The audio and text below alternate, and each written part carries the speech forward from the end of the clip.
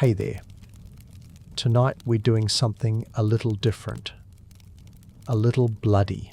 We're stepping into the life of a gladiator in ancient Rome. Somewhere around the 1st century. If you're keeping track. Which you probably aren't, because you're trying to fall asleep. This is not a story about glory or honor, or Russell Crowe screaming about vengeance. This is about wooden swords, and cramped barracks, and eating more barley than any human being should have to consume. This is about standing in sand for hours while someone yells at you about your footwork, about sleeping in a room with 30 other men who smell exactly as bad as you do, about hearing the crowd roar from inside the ludus, and wondering if your name will be called today, about being property that happens to bleed. Before we begin, go ahead and like the video if you enjoy what we do here. Subscribe if you'd like more of this. More historically accurate drudgery narrated with the enthusiasm it deserves. And let me know in the comments where you're listening from and what time it is. It's always fascinating to see who's joining us from around the world.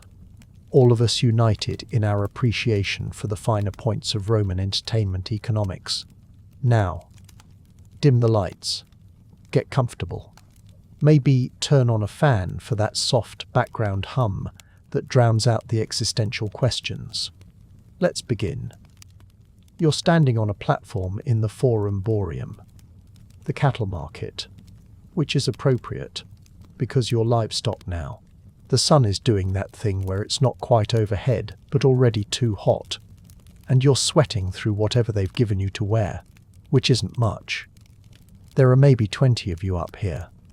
Some are prisoners of war. Some are criminals. Some are debtors who made spectacularly bad decisions. You might be any of these things. The specifics don't matter anymore. What matters is that you're for sale, and there are men below looking at you the way you'd look at a horse. Checking teeth. Assessing muscle. Calculating return on investment. The auctioneer is talking. His voice carries across the forum with practiced efficiency. He's listing your qualities, your age, your build, whether you have any obvious injuries or diseases, whether you fought before.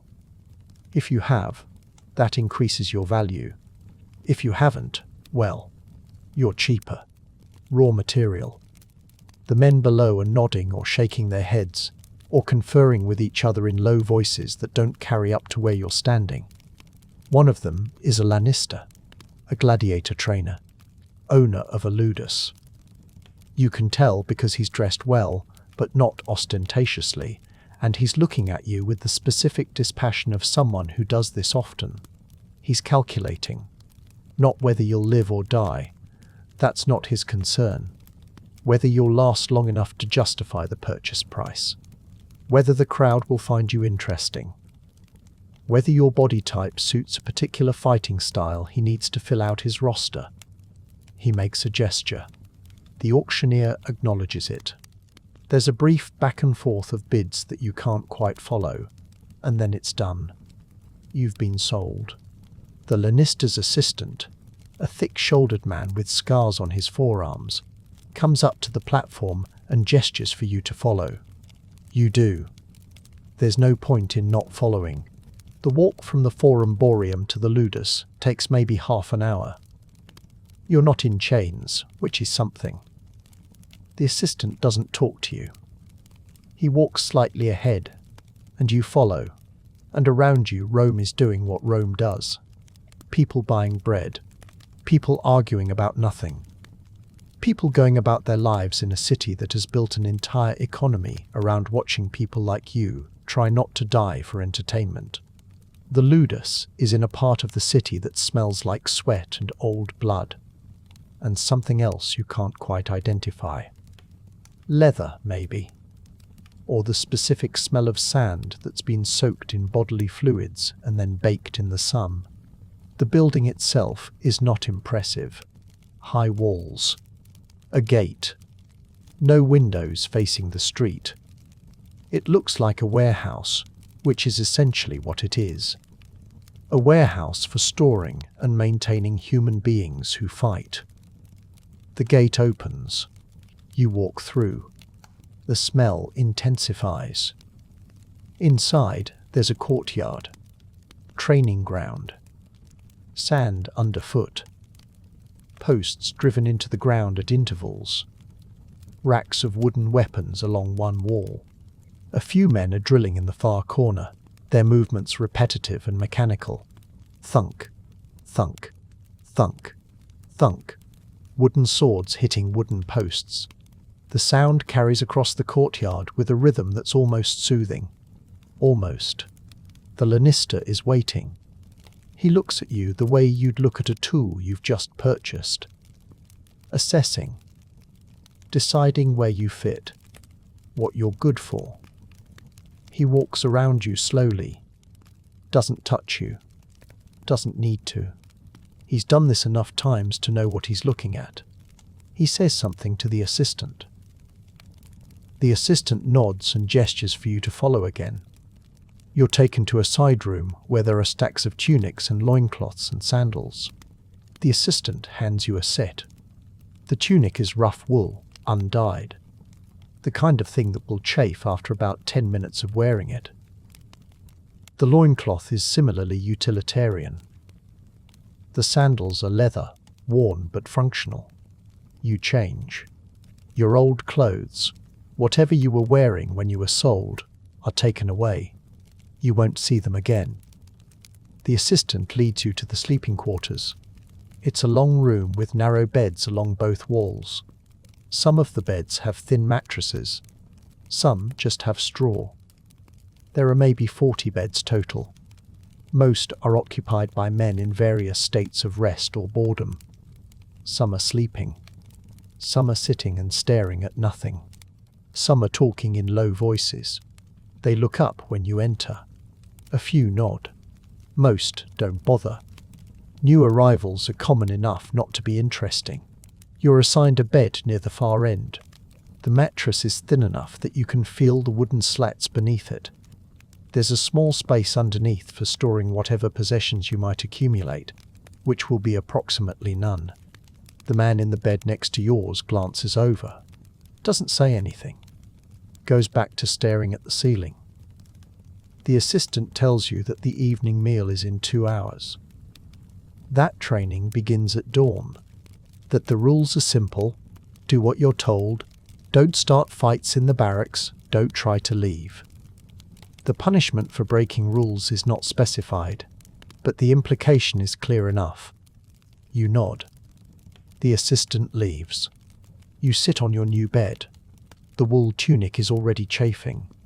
The room smells like 30-some men who've been training all day in the sun. Sweat and leather and that same sand and blood smell from the courtyard. There's a small window high up on one wall, too high to reach, too small to climb through even if you could. The light coming through it is starting to turn golden. Evening approaching. Someone, a few beds down, coughs. It's a wet, rattling sound that goes on longer than it should. No one reacts. You lie back on your bed and stare at the ceiling, which is wooden beams and plaster, and you think about the fact that this is your life now. This room, this bed, this smell. The courtyard outside where men hit posts with wooden swords. The crowd you haven't seen yet but will. The sand you'll stand in. The name you'll hear called eventually. Welcome to the Ludus. The evening meal happens in a room adjacent to the sleeping quarters. Long wooden tables. Benches. No decoration. The food is brought out in large clay pots by kitchen workers who don't make eye contact. You file in with the others. Find a space at one of the tables. Sit. The food is barley porridge. Thick. Unseasoned. There's bread. Dark and dense. There are beans cooked with some kind of herb you don't recognize. There's a cup of liquid that turns out to be Posca watered wine with vinegar. the drink of soldiers and enslaved people, and anyone else who can't afford actual wine. It tastes exactly as appealing as that description suggests. You eat. Everyone eats. There's no conversation. Eating is functional. You're being fed the way you'd feed a horse or an ox. Carbohydrates. Protein. Enough to build muscle and maintain body weight. The gladiator diet is famous in its way. Barley and beans. Bread and oil. Occasionally some vegetables. Almost never meat, despite what you might expect. Meat is expensive. Grain is cheap. You're being fattened and strengthened on the Roman equivalent of bulk feed. The oil comes after the meal. Small clay cups of it passed around. You're expected to drink it. It's olive oil, thick and coating your throat on the way down. It's expensive, which is why you're getting it. The Lannister wants you to put on weight, wants your skin to look healthy, wants you to be worth the investment. The oil helps. It also makes you feel vaguely nauseous. But that's not really the point. You finish eating. You return to the sleeping quarters. The light through the high window is fading now. Someone has lit oil lamps along the walls, small flames that don't do much to illuminate the room, but at least mark the space as occupied. Men are settling into their beds. Some are talking quietly. Some are already asleep, or pretending to be. You lie down. The mattress is as thin as you remember from 2 hours ago. The man in the next bed is on his side, facing away from you. You can hear him breathing. You can hear everyone breathing. 30-some men in one room, all of you breathing and shifting and existing in close proximity. There's no privacy. There's no silence. Someone across the room is snoring. Someone else is coughing again, that same wet rattle. You close your eyes. You don't sleep, not really. You drift in that space between waking and sleeping, where you're aware of the room, and the sounds, and the smell, and the fact that tomorrow you'll start training. Tomorrow you'll pick up a wooden sword and hit a post until someone tells you to stop. Tomorrow you'll begin learning how to fight in a way that entertains a crowd. Tomorrow you'll start becoming what they brought you to be. But tonight you're just lying in a narrow bed in a room full of strangers, listening to them breathe, and thinking about nothing in particular, because thinking about anything in particular would be unbearable. The night passes slowly. You sleep in fragments. Wake. Sleep again. Wake to the sound of someone getting up to piss in the corner bucket. Sleep. Wake to someone crying quietly, the sound muffled but unmistakable. Sleep. Wake to the realization that the light through the window is changing, going from black to deep blue to the pale grey of pre-dawn. Someone is moving through the room, shaking beds, telling people to get up. You sit up. Around you, men are rising with the practiced efficiency of people who've done this many times. No one is moving quickly. No one is moving slowly. Everyone is moving at the exact pace required to avoid punishment. You follow them out to the courtyard. The air is cool. The sun isn't up yet. The sand underfoot is cold and slightly damp with dew. There are maybe 50 men gathering in loose formation. You find a space near the back. No one tells you where to stand. You just stand. The Lannister appears. He's wearing a tunic that's cleaner than yours, and sandals that aren't worn through at the heel. He looks at the assembled group with the expression of someone inspecting inventory. He says something about the day's training. You don't catch all of it. Something about footwork. Something about a visiting sponsor who might be watching later. Something about not embarrassing him. Then the training begins. You're handed a wooden sword, a Rudy's. It's heavier than you expected. Solid wood, shaped roughly like a gladius, but thicker, denser. The weight is deliberate. Train with something heavy, fight with something light. Your arm will be faster. Stronger. That's the theory. You're directed to a post, one of the parley driven into the ground. There are maybe 20 of them scattered across the training ground, and men are taking positions at each one. The Lannister walks among you, correcting stances, adjusting grips. When he gets to you, he moves your feet wider apart, tells you to bend your knees more, demonstrates a basic strike, tells you to do it. You do it. The wooden sword hits the post with a solid thunk. The impact travels up your arm. The Lannister nods, tells you to do it again. You do it again. Thunk. Again. Thunk. Again. Thunk. This continues for what feels like hours. It probably is hours. The sun comes up. The air warms. You're sweating through your tunic. Your arm is burning. Your shoulder is burning. The grip of the rudis is rough wood, and it's rubbing your palm raw. You keep hitting the post. Thunk. Thunk. Thunk. Around you, other men are doing the same thing. The sound of wooden swords hitting wooden posts fills the courtyard. It's rhythmic, hypnotic almost. Thunk. Thunk. Thunk. A percussion section made of violence and repetition.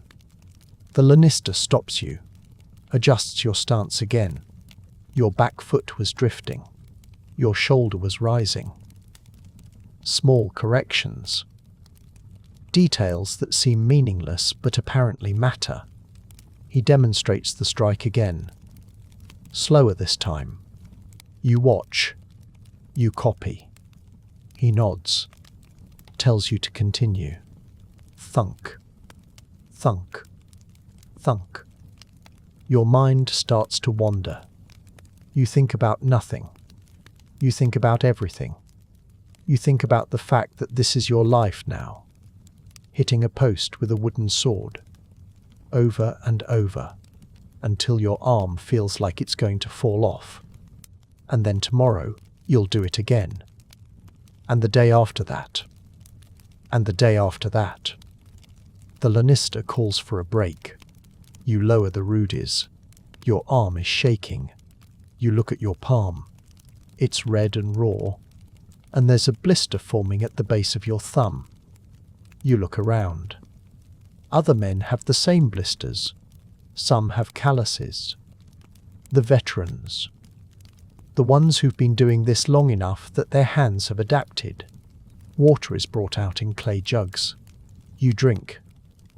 The water is lukewarm and tastes faintly of the clay. You drink it anyway. You're thirsty enough that you drink anything. The break lasts maybe 10 minutes. Then you're back at the post. The Lannister is demonstrating a different strike now. An overhead cut. You watch. You copy. Thunk. The angle is different. The impact point on the post is higher. Your shoulder protests. You ignore it. Thunk. Thunk. Thunk. The morning continues. The sun climbs higher. The heat increases. You're not just sweating now. You're dripping. The sand underfoot is hot. Your feet are burning in your sandals. The rudis feels like it weighs twice what it did when you started. Your arm is beyond burning now. It's numb. You're moving it through sheer will and the knowledge that stopping without permission will result in consequences you don't want to experience. Thunk. Thunk. Thunk.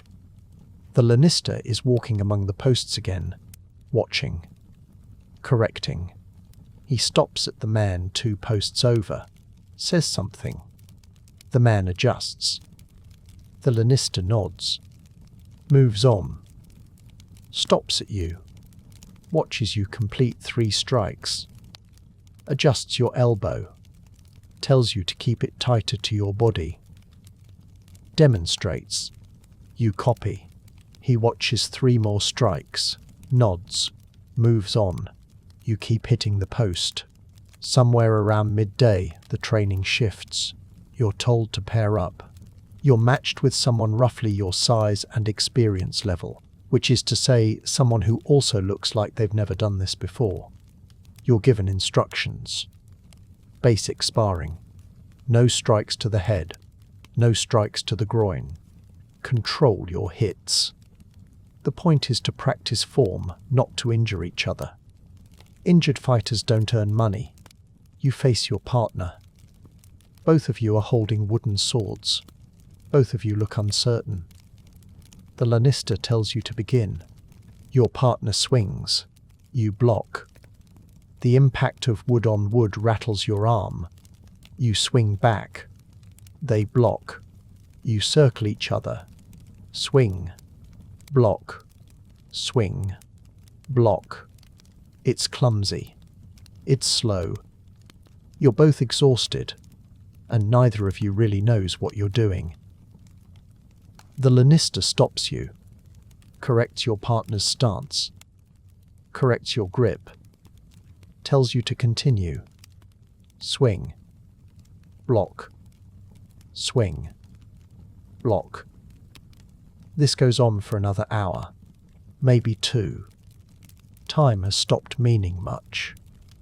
There's just the heat and the sand and the wooden sword, and the person in front of you who's trying to hit you in a controlled, non-injurious way, while you try to do the same to them. Eventually, the Lannister calls an end to training. You're dismissed. You walk back to the barracks on legs that feel like they're made of wet rope. Your arm is hanging at your side. You can barely feel your hand. The blister on your palm has burst. There's fluid leaking from it. It stings. The afternoon meal is the same as the evening meal was. Barley porridge, bread, beans, posca, oil. You eat mechanically. Your body needs fuel. You're providing fuel. The taste is irrelevant. After the meal, there's a brief period of rest. Some men sleep. Some sit in the courtyard in whatever shade they can find. Some tend to injuries. You go to the medical room, which is a small space off the main courtyard, with shelves of clay jars and bundles of herbs and a table that's stained with old blood. The medicus is there. An older man, Greek probably, with the look of someone who's seen every injury a human body can sustain and has stopped being impressed. He glances at your palm, takes your hand without asking permission, examines the burst blister, makes a non-committal sound. He cleans it with something that stings worse than the blister did. You don't make a sound. He wraps it with a strip of linen, tells you to keep it clean, tells you it will callus over if you don't die first. You're not sure if he's joking. You return to the sleeping quarters, lie down on your bed, close your eyes. Your whole body is one continuous ache. Your arm, your shoulder, your back, your legs, your feet. Even your jaw hurts, though you're not sure why. Maybe you've been clenching it. You drift, not quite sleeping, not quite awake. The room is quiet except for the usual sounds. Breathing, coughing, someone talking in their sleep. The light through the window is golden again, evening approaching. You think about the fact that you did this for one day and you can barely move. You think about the fact that you'll do it again tomorrow, and the next day, and the day after that. You think about the veterans in the courtyard, the ones with calloused hands and scarred arms, and the efficient movements of people who've done this so many times, it's become automatic. You think about the crowd you haven't seen yet, the roar you haven't heard, the sand you'll stand in eventually, when your name is called, when the training is deemed sufficient. when the Lannister decides you're ready to provide a return on his investment. You think about all of this, and then you stop thinking about it, because thinking about it doesn't change anything. You sleep. The days begin to blur together. Not immediately. At first, each day is distinct in its misery. Each morning you wake up sore in new and interesting ways. Each training session introduces you to muscles you didn't know you had. Each evening you collapse into bed wondering if your body will actually recover by morning. But gradually the days start to blend. The routine becomes familiar. Wake before dawn. Assemble in the courtyard. Train with the Rudies and the post. Thunk, thunk, thunk. Break for water. Train more. Pair up for sparring. Get corrected by the Lannister. Train more. Midday meal. Rest. Afternoon training. Evening meal. Sleep. The blister on your palm calluses over. New blisters form. They callus over too. Your hands start to look like the hands of the veterans. Rough. Scarred. Functional. Your body adapts. The Rudies stops feeling impossibly heavy. Your arm stops shaking after an hour of striking the post. Your legs stop burning when you hold a fighting stance. You're not good, exactly. But you're less bad. You're becoming what they need you to become. The other men in the Ludus remain mostly strangers. There's not much conversation. Everyone is too tired. And besides, what is there to talk about? You're all in the same situation. You're all doing the same thing. You're all waiting for the same thing. But you learn things anyway.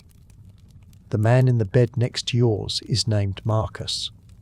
Or maybe that's just what people call him. He's been in the Ludus for 8 months. He's fought twice, won both times. He doesn't talk about it. Someone else tells you this.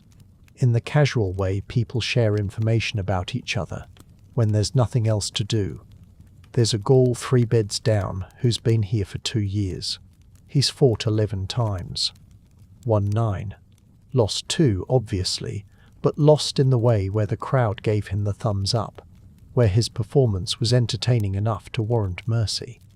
He has scars across his chest and back. He moves with the efficiency of someone who's learned exactly how much energy to expend and when. There's a former soldier from Syria who made the catastrophic decision to get into debt, and then couldn't pay it back. He's been here for 4 months. He hasn't fought yet. He trains with an intensity that seems almost angry. The Lannister watches him with interest. Anger can be useful in the arena if it's controlled. If it's not controlled, it gets you killed, but that's entertaining too. You learn these things. You don't become friends. Friendship seems beside the point. You're all inventory in the same warehouse. You acknowledge each other. You exist in proximity. That's enough. The training continues. Weeks pass. You're not sure how many.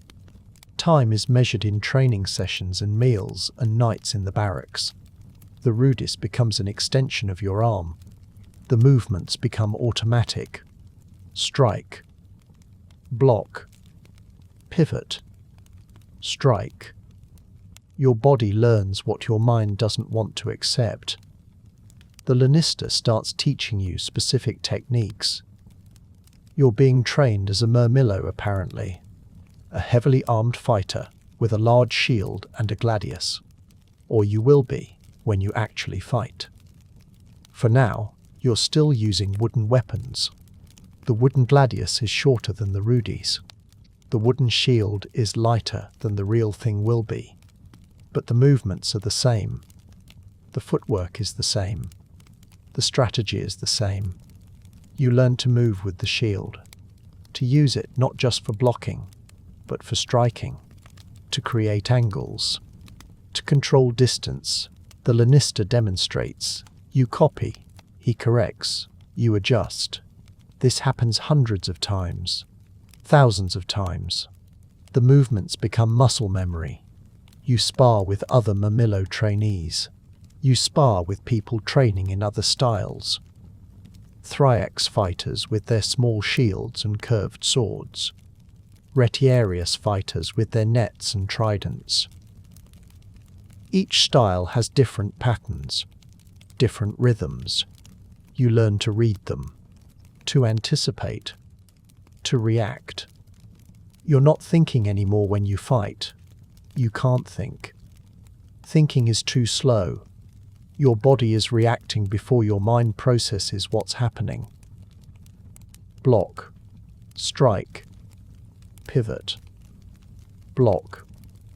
This is what the training is for, to bypass thought, to make violence automatic. The Lannister seems satisfied with your progress. He doesn't say this, he just stops correcting you as often, stops watching you as closely, moves on to newer arrivals who need more attention. This is as close to praise as you're going to get. The diet continues. Barley and beans and bread and oil. Your body is changing. You're putting on weight. Muscle, mostly, but also fat. The gladiator body is not lean. It's thick. The fat provides protection. A layer between skin and vital organs. A buffer against cuts. You're being built for durability, not aesthetics.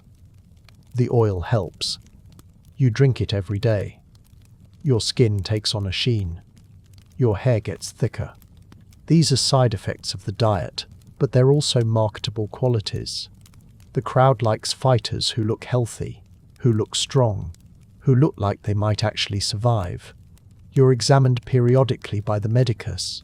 He checks your teeth, your eyes, your joints. He palpates your abdomen, checking for hernias or other internal issues. He watches you move, looking for limps or favoring. Your inventory being maintained. He's making sure the investment is sound. Minor injuries are treated immediately. A twisted ankle gets wrapped and rested. A pulled muscle gets massaged with oil and herbs. A cut gets cleaned and bandaged. Major injuries would be treated too, but more carefully. A fighter who can't fight is worthless. A fighter who can fight but is injured is a liability. The goal is to keep you functional. You learn to manage pain. Everyone does. There's always something hurting. Your shoulder, your knee, your ribs from where someone's shield caught you during sparring. You learn to distinguish between pain that matters and pain that doesn't. Pain that means you're injured versus pain that just means you're being used. The nights in the barracks continue. The same sounds. The same smells. The same close proximity of too many bodies in too small a space. You've stopped noticing it mostly. It's just the background of your life now. Sometimes someone doesn't come back from the arena. Their bed stays empty for a day, maybe two. Then a new arrival is assigned to it. No one comments on this. There's nothing to say. The empty bed is acknowledged in silence, and then life continues. Sometimes you hear the crowd, not every day. But some days, the ludus is close enough to one of the amphitheatres that, when there are games, the sound carries. That roar, that specific sound of thousands of people reacting to something happening in the sand. It's distant, but unmistakable. It travels through the walls, through your chest.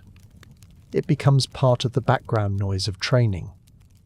The first time you hear it, you stop. Everyone stops.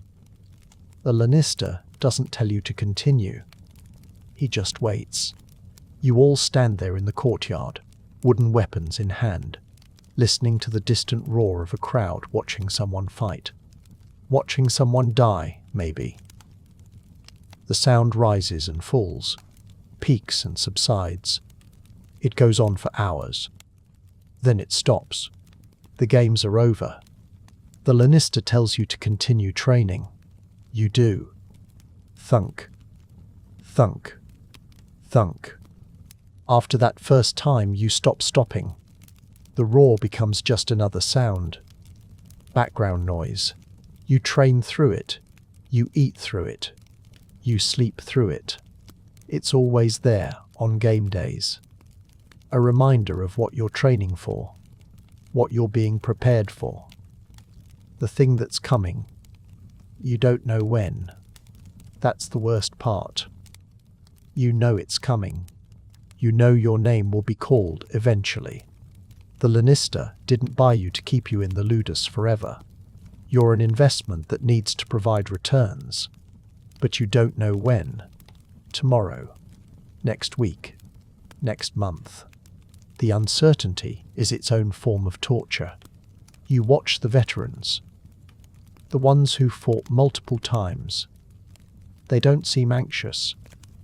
They've made peace with it somehow. Or they've learned to hide the anxiety so well, it looks like peace. They train with the same steady efficiency. They eat. They sleep. They wait. When their names are called, they go. When they come back, they return to the routine. Some of them have scars. Visible ones. A line across the shoulder. A divot in the thigh where muscle was cut away. A finger missing. These are the ones who've lost fights but survived. Who entertained the crowd enough to earn mercy. Who were valuable enough to keep alive. You wonder what your scars will look like. If you'll get scars. If you'll survive long enough to accumulate them. You don't talk about this. No one talks about this. You all just train and eat and sleep and wait. The weeks continue. You're losing track of how long you've been here. 2 months? 3? Time has stopped being measured in normal increments. It's measured in training sessions. In meals. In nights in the barracks. In the number of times you've heard the distant crowd roar. Your body has fully adapted now. The training is still hard, but it's no longer impossible. You can complete a full day without feeling like you're going to collapse. Your hands are calloused enough that you barely feel the rudies anymore. Your muscles have memorized the movements. Strike. Block. Pivot. Strike. You're sparring with more experienced fighters now. The Lannister pairs you with people who've actually fought in the arena. They're better than you. Faster. More efficient. But you're learning. You're watching how they move, how they create openings, how they control distance and timing. You're absorbing it. One of them, a veteran who's been in the Ludus for 3 years, gives you advice after a sparring session, tells you to watch the shoulders. That's where the strike comes from. The weapon is just following the shoulder. If you watch the weapon, you're already too late. If you watch the shoulders, you can react. You nod. You file this away. You practice watching shoulders during the next sparring session. It helps. Not a lot, but some. The veteran also tells you about the arena, not the fighting. The other parts. The walk from the gate. The sound of the crowd when you first step into the light. The way the sand feels under your feet. The way time seems to slow down and speed up simultaneously. The way your body takes over and does what it's been trained to do, and your mind just watches. You listen. You don't ask questions. There's nothing to ask. You'll find out for yourself eventually. The medicus examines you again. Checks your teeth, your eyes, your joints. He seems satisfied. Tells the Lannister something you don't hear. The Lannister nods. Looks at you with that same assessing expression he had when you first arrived. You're ready apparently. Or ready enough. Nothing changes immediately. You continue training. You continue eating. You continue sleeping in the barracks. But there's a shift, subtle. The Lannister watches you more carefully during sparring. The medicus checks you more frequently. You're being prepared for something specific now, not just maintained. Other fighters notice. No one says anything. But you catch glances, small nods. The acknowledgement that your time is coming. You don't feel ready. You're not sure what ready would feel like. You can fight with a wooden sword. You can spar without embarrassing yourself. You can hold a stance for hours. But the arena is different. Real weapons. Real consequences. A crowd that wants entertainment, which might mean your survival, or might mean your death, depending on how entertaining you are. You think about this at night, lying in your narrow bed, listening to the breathing and coughing and snoring of 30-some other men. You think about the sand, the crowd, the moment when your name is called, the walk through the gate, the light, the sound. You think about it, and then you stop thinking about it, because thinking about it doesn't help. You sleep. The morning comes when you're told to report to the medicus before training. This is unusual. You go. The medicus examines you more thoroughly than usual. Checks your teeth again. Your eyes. Your reflexes. He has you move through a series of positions. Squat. Stand. Raise your arms. Turn. He's looking for any sign of injury or weakness, any reason you might not perform well. He finds nothing. You're healthy. You're strong. You're ready. He tells you to return to the barracks and wait. You do. You sit on your bed. Around you, other men are preparing for training. They glance at you. They know what this means. You know what this means. The Lannister appears. He tells you that you'll be fighting in 3 days. The games are being sponsored by a wealthy merchant celebrating his son's coming of age. There will be multiple bouts. Yours will be in the afternoon. You'll be fighting another Murmillo. Someone from a different ludus. Someone you've never met. The Lannister tells you this in the same tone he uses to give training instructions. Matter of fact. Unemotional.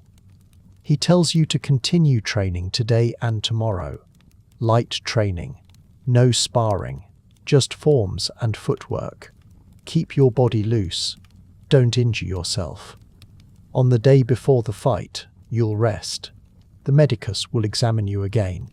You'll be given extra oil. Your equipment will be prepared. He asks if you understand. You nod. He leaves. You sit on your bed for a moment longer. 3 days. You have 3 days. Then you'll walk through the gate. You'll step into the sand. You'll fight someone you've never met in front of a crowd that doesn't know your name and doesn't care about your name. You'll try to survive. You'll try to entertain. These goals may or may not be compatible. You stand. You go to the courtyard. You pick up a rudies. You begin the forms. Strike. Block. Pivot. Strike. Your body knows what to do. Your mind is elsewhere. Thinking about 3 days from now. Thinking about the sand. The crowd. The light. You train. The movements are automatic. You've done them thousands of times. Your body continues while your mind spins through scenarios. What if you're faster? What if they're faster? What if you slip? What if they slip? What if the crowd likes you? What if they don't? The Lannister stops you, tells you to focus. You're telegraphing. Your movements are sloppy. You need to be present. You nod. You focus. Strike. Block. Pivot. Strike. The day continues. Light training as instructed. Forms and footwork. No sparring. You're being kept safe. Protected. The investment must be preserved until it can provide returns. The midday meal is the same as always. Barley and beans and bread and oil. You eat. Your body needs fuel. The taste is irrelevant. Around you, other fighters are eating. Some of them have fought before. Some of them will fight again. Some of them are looking at you with expressions you can't quite read. Sympathy maybe, or just acknowledgement. The afternoon is more light training, then rest. You lie on your bed. You don't sleep. You stare at the ceiling, the wooden beams, the plaster. You've stared at this ceiling every night for months. You know every crack, every stain, every imperfection. 3 days. The evening meal. More barley, more beans, more oil. You drink the oil. It coats your throat. You've gotten used to it mostly. It still makes you slightly nauseous, but that's just part of the routine now. The night in the barracks. The usual sounds. Breathing. Coughing. Snoring. Someone is talking in their sleep. Someone else is crying quietly. You lie in your bed and listen and think about 3 days from now. You sleep eventually. Not well. You wake multiple times. Each time you remember. 3 days. Then 2 days. Then 1 day. The countdown is happening whether you want it to or not. The next day is the same. Light training. Forms and footwork. The lanista watching. Correcting small details. Your stance. Your grip. Your footwork. Everything must be perfect. Or as close to perfect as you can manage. The medicus examines you again. Checks for any new injuries. Any signs of illness. Anything that might affect your performance. He finds nothing. You're healthy. You're ready. The day passes. Training. Eating. Resting. The routine continues. But there's a weight to it now. An awareness that this is the second to last day of this particular routine. After tomorrow, things will be different. You'll have fought. You'll have survived. Or you won't have. The uncertainty will be resolved one way or another. 2 days becomes 1 day. On the day before the fight, you don't train. You're told to rest, to conserve energy, to keep your body loose but not exert yourself. You spend the morning sitting in the courtyard, watching other fighters train. The sound of wooden swords hitting posts. Thunk, thunk, thunk. You've made that sound thousands of times. Tomorrow, you'll make it with a real sword, against a real opponent, for a real crowd. The medicus examines you again. This is the third examination in as many days. He's thorough, checks everything. Your teeth, your eyes, your joints, your reflexes, your skin, your hair. He's making sure the product is in optimal condition. He massages your muscles with oil, works out any knots or tension. Your shoulders, your back, your legs. It's not pleasant. He's not trying to be gentle. He's trying to make sure you're functional, that you'll move correctly tomorrow, that you won't cramp or seize at an inopportune moment. When he's done, he tells you to drink more oil. You do. He tells you to eat well tonight. You will. He tells you to sleep. You'll try. You return to the barracks.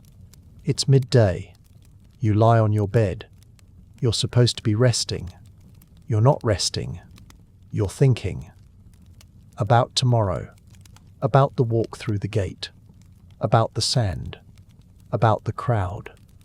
About the person you'll be fighting. About whether you're fast enough. Strong enough. lucky enough. You think about the fact that you've been training for months and you still don't feel ready. You think about the veterans who fought multiple times and how they make it look routine. You think about the ones who didn't come back, the empty beds that got filled with new arrivals. You think about all of this, and then you force yourself to stop thinking about it. Thinking doesn't help. Your body knows what to do. You've trained it. You've drilled the movements until they're automatic. Tomorrow, your body will take over. Your mind will just watch. That's what the veteran told you. Your body will take over. You'll do what you've been trained to do. It will feel like watching yourself from outside, like it's happening to someone else. You hope that's true. The afternoon passes slowly.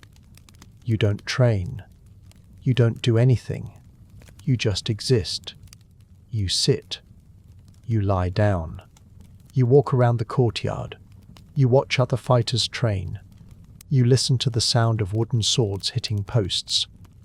Thunk. Thunk. Thunk. Thunk. The evening meal is larger than usual. More barley. More beans. More bread. Extra oil. You're being loaded with fuel. Your body needs energy for tomorrow. You eat mechanically. The taste is irrelevant. The function is what matters. After the meal, the Lannister speaks to you. He tells you what to expect tomorrow. You'll wake before dawn. You'll eat a light meal. The medicus will examine you one final time. You'll be given your equipment.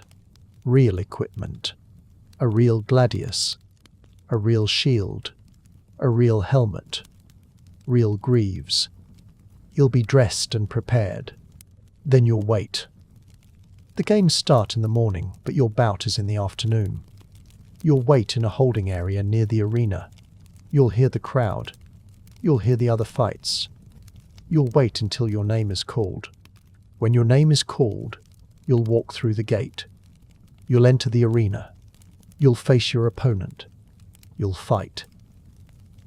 The fight will end when one of you is incapacitated, or dead, or when the sponsor decides it's over. If you're losing, the crowd will decide your fate. Thumbs up or thumbs down, mercy or death. The Lannister tells you this in the same matter-of-fact tone he uses for everything. He's not trying to scare you. He's just explaining the process. This is what happens. This is what you'll do. He tells you to fight well, to make it entertaining. The crowd wants a show. They want drama. They want to see skill and courage and blood. Give them that, and they'll love you. Give them that, and even if you lose, they might let you live. He tells you to sleep well tonight. You'll need your rest. He leaves. You return to the barracks. The light through the window is fading. Evening becoming night. Men are settling into their beds. The usual sounds. Breathing. Coughing. Snoring. Someone talking in their sleep. You lie down. Your bed is as narrow and uncomfortable as it's always been. The mattress is thin. You can feel the wooden slats beneath it.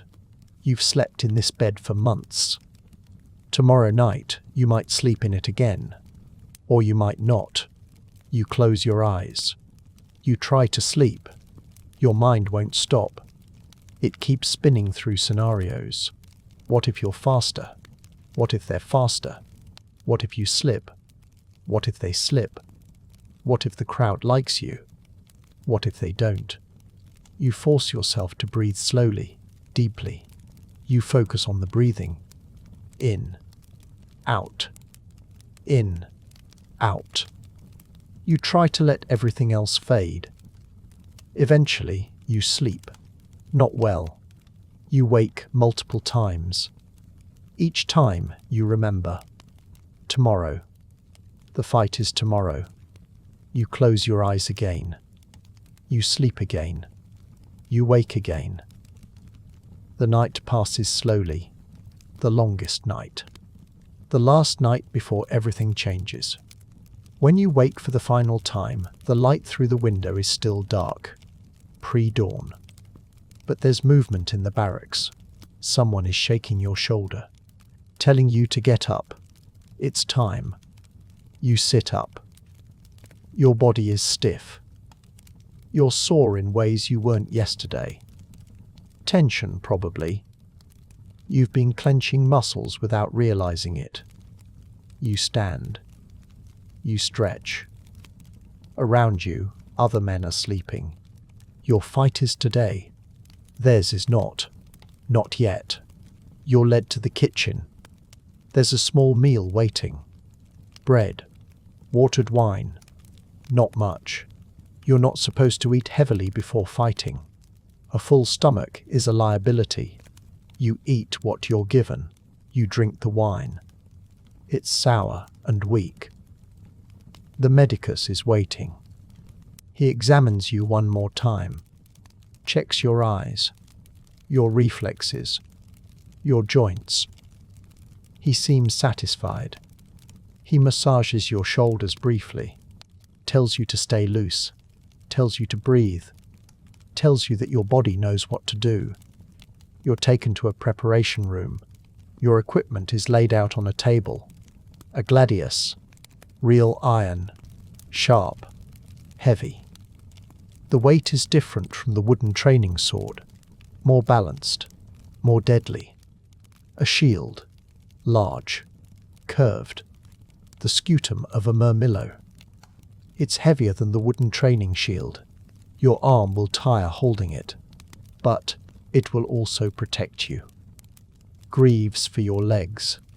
A helmet with a visor. A manicure for your sword arm. Leather and metal. Protection and restriction. You're dressed. The greaves are strapped to your shins.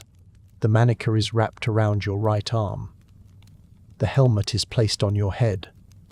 The visor limits your vision. You can see forward, but your peripheral vision is gone. You'll have to turn your head to see to the sides. This is intentional. It makes the fight more dramatic, more dangerous. The shield is strapped to your left arm. The weight is immediate. Your shoulder takes the load. You adjust. You've trained with weight. This is just more weight. The gladius is placed in your right hand. The grip is leather-wrapped wood. It fits your hand. The balance is perfect. The blade is sharp enough to cut with minimal pressure. This is a real weapon. A tool for killing. You're ready. Or, as ready as you're going to be. You're led to a holding area. It's a small room with stone walls and a single barred window. There are benches along the walls. Other fighters are here. Some are from your ludus. Some are from other luduses. All of you are waiting. All of you are dressed for combat. All of you are trying not to think about what's coming. You sit. The helmet is heavy. The shield is heavy. Everything is heavy. You rest the shield on the ground. You hold the gladius loosely. You breathe. Through the barred window, you can hear the crowd. They're gathering. The games are starting. The sound is distant but growing. Voices. Thousands of voices. Talking, laughing, shouting. The sound of people excited for entertainment. The first bout begins. You can't see it, but you can hear it. The crowd roars. The sound rises and falls, peaks and subsides. Someone is fighting. Someone is dying, maybe. The crowd is reacting, cheering, gasping, roaring. The bout ends. The crowd roars one final time. Then there's a lull, a pause. The next bout is being prepared. You wait. Another bout begins. More roaring. More peaks and valleys of sound. The crowd is engaged. They're entertained. This is what they came for. You wait. The morning passes. Bout after bout. The crowd never stops. They're insatiable. They want more. More blood. More drama. More spectacle. Your name hasn't been called yet. You're in the afternoon schedule. You wait. The midday break happens. The crowd noise changes. Less focused. More scattered. People are eating. Talking. Moving around. The break lasts maybe an hour. Then the games resume. More bouts. More roaring. The afternoon is progressing. Your bout is coming. You can feel it. The weight of anticipation is almost physical. A guard appears at the door. He calls 2 names. One of them is yours. You stand. The other fighter, whose name was called, stands. You're led out of the holding area. Through a corridor. Stone walls. Torches. The sound of the crowd getting louder. Closer. You reach a gate. Iron bars. Beyond it, you can see light. Bright sunlight. And sand. The arena floor. The crowd is a wall of sound. Roaring. Constant. Overwhelming. The gate opens. You walk through. The light is blinding after the dim corridor. You squint. Your eyes adjust. The arena spreads out before you. It's enormous. Larger than you imagined. The sand is pale. Almost white. The crowd surrounds you on all sides. Tiers of seats rising up. Thousands of people. Tens of thousands. All of them looking at you. The sound is physical.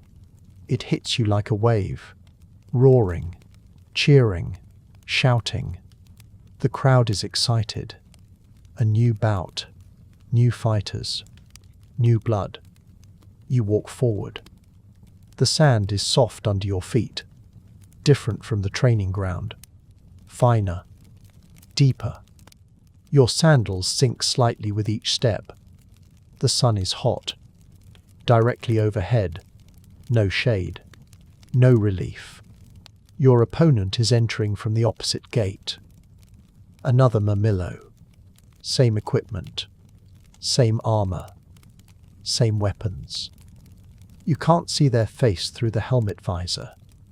They're just a figure in armor. Walking toward you. Just like you're walking toward them. You meet in the center of the arena. The crowd is roaring. You can't hear anything else. Just the roar. Constant. Overwhelming. All-consuming. The sponsor is in a box seat. Elevated. You can see him gesturing. He's saying something. You can't hear it over the crowd. It doesn't matter. You know what he's saying. Fight. Entertain us. Give us a show. You and your opponent salute the sponsor. Raise your weapons. The traditional gesture.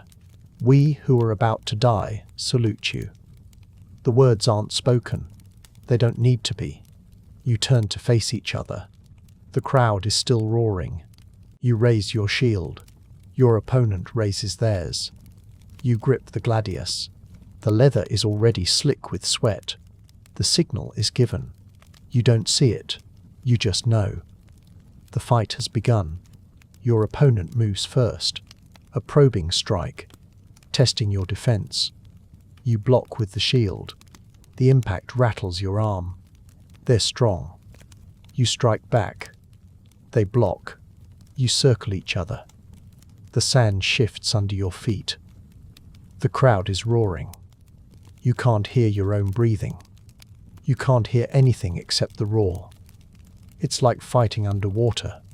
Everything is muffled except the crowd. Your opponent strikes again. You block. Strike. Block. You're moving on instinct. Your body is doing what it's been trained to do. Strike. Block. Pivot. Strike. The movements are automatic. Your mind is watching from somewhere else, observing, not quite present. The fight continues. You're both cautious, both testing. Neither of you wants to make a mistake. A mistake means an opening. An opening means a wound. A wound means losing. Losing means dying. Maybe. You strike. Your opponent blocks, but not quite fast enough. The gladius catches their shield arm. Not deep, just a scratch. But blood appears. First blood. The crowd roars louder. Your opponent becomes more aggressive. They strike. You block. They strike again. You block again. They're pressing. Trying to create an opening. You give ground. The sand shifts. You're moving backward. Circling. Keeping distance. They strike high. You block. They strike low. You barely block. The gladius scrapes against your grave. The metal rings. No penetration. But close. Too close. You counter. Strike. They block. Strike again. They block again. You're both tiring. The shield is heavy. Your arm is burning. The sun is relentless. Sweat is pouring down your face, into your eyes. You can't wipe it away. The helmet is in the way. The fight continues. Minutes pass. Or hours. Time has stopped meaning anything. There's just the sand. The crowd. The opponent. The weight of the shield. The gladius in your hand. Strike. Block. Pivot. Strike. Your opponent slips. Just slightly. Their foot catches in the sand. They stumble. Not much. Just a moment of imbalance. But it's enough. You strike. Fast. Instinctive. The gladius finds the gap between their shield and their body. It sinks in. Not deep. A few inches. Into their side. Below the ribs. They gasp. You hear it even over the crowd. Or maybe you just imagine you hear it. They stagger back. Blood is flowing. More than a scratch. A real wound. The crowd is screaming. The sound is deafening. They're on their feet. This is what they came for. Blood. Drama. A fighter wounded. The possibility of death. Your opponent is still standing.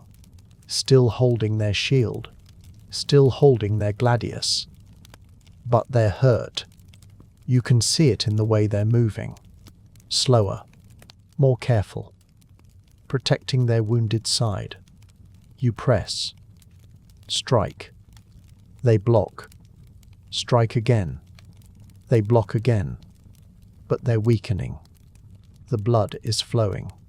They're losing strength. You strike again. The gladius catches their shield arm.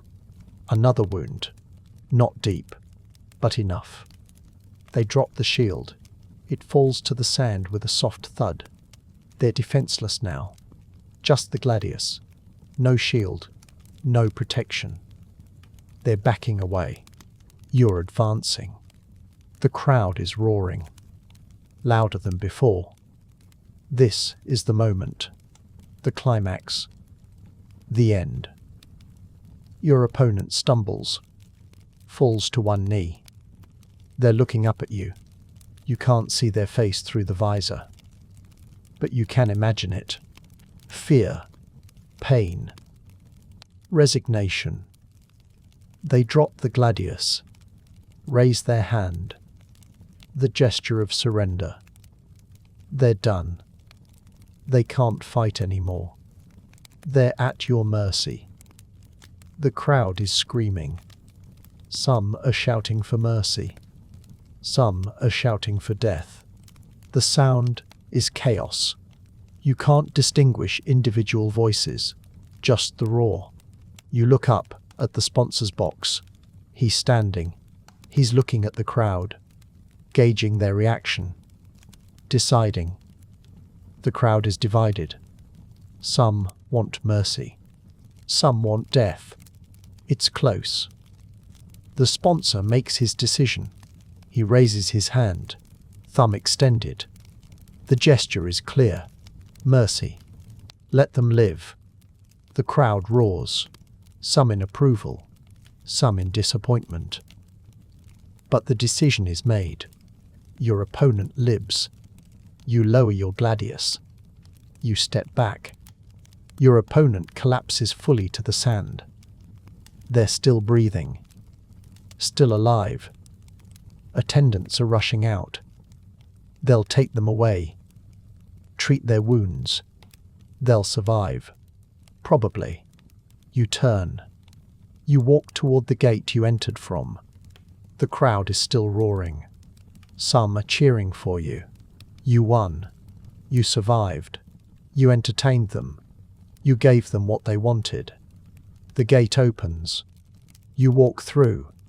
The light dims. The sound of the crowd fades. Not completely, but enough. You're back in the corridor. Stone walls. Torches. The familiar dimness. Guards are there. They lead you back to the holding area. You sit. Someone removes your helmet. The air on your face is cool. You're drenched in sweat. Your arm is shaking. The adrenaline is fading. The exhaustion is setting in. The medicus appears. He examines you. Checks for wounds. You have a few scratches. Nothing serious. He cleans them. Wraps them. Tells you that you did well. That the crowd liked you. That the sponsor was pleased. You nod. You're too tired to respond. Too tired to think. You just sit. Breathing. Existing. Alive. You're led back to the ludus. The walk is a blur. You're barely aware of it. You're just following. One foot in front of the other. The equipment is removed. The gladius. The shield. The helmet. The greaves. The manica. You're back in your simple tunic. Back to being just another fighter in the ludus. You're given food. You eat. You don't taste it. You're given water. You drink. You don't feel it. You're operating on autopilot. Your body is doing what it needs to do. Your mind is elsewhere. You return to the barracks, to your narrow bed. You lie down. The mattress is as thin as ever. You can feel the wooden slats, but it feels like the most comfortable thing in the world. Around you, other fighters are going about their routines. Some are training, some are eating, some are sleeping. Life in the ludus continues. Your fight is over, but the ludus goes on. You close your eyes. You think about the arena, the sand, the crowd, the roar, the weight of the shield, the gladius in your hand, the moment when your opponent fell, the moment when the sponsor gave the thumbs up, the moment when you walked back through the gate. You survived. You won. You're alive. Tomorrow you'll train again. You'll eat barley and beans and bread and oil. You'll sleep in this narrow bed. You'll wait for your name to be called again, because it will be called again. You're a proven fighter now. You've entertained the crowd. You're valuable. This is your life now. The ludus. The training. The waiting. The arena. The sand. The crowd. The roar. You've survived once. You'll have to survive again. And again. and again, and again, until you don't. But that's tomorrow's problem. Tonight, you're alive. You're in your bed. You're exhausted and sore, and your arm is still shaking slightly from the weight of the shield. But you're alive. You sleep. The days after your first fight are strange. You're the same person. You're doing the same things. Training, eating, sleeping. But something has changed. The other fighters look at you differently. Not with respect exactly, but with acknowledgement. You've fought. You've won. You're not a novice anymore. The Lannister is pleased. He doesn't say this directly, but you can tell. He watches you during training with a different expression. Calculating. You're a proven investment now. You've provided returns. He's thinking about how to maximize those returns. Your training continues. But it's different now. More focused. More specific. The Lannister is refining your technique, correcting small details, your footwork, your timing, your ability to read an opponent. You're being prepared for the next fight, and the fight after that, and the fight after that. The medicus examines you regularly. Make sure your wounds from the first fight are healing properly. They are. The scratches are already scabbing over. In a week, they'll be gone.